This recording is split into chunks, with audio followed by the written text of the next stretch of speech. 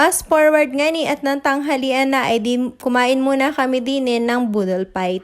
Ari na nga ni ang mga hinanda namin para sa tanghalian at dahil last day ko naman daw ay ari na at iba-iba naman ang aming kakainin.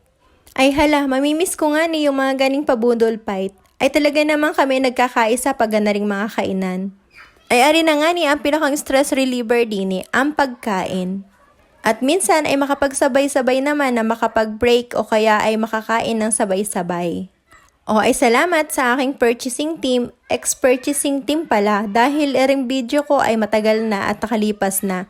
Kaya naman salamat sa team ng purchasing at sa aking mga manager. At dahil din sa ating munting salo-salo ay may nabuo na namang isang memory na last day ko na. Hayaan nyo at pag ako yumaman ay talaga namang pupunta ako dyan o kaya ay pupunta kayo dito para magbudol fight. Charis! Kung hindi pa kayo naka-follow sa aking page, pakiclick naman ang follow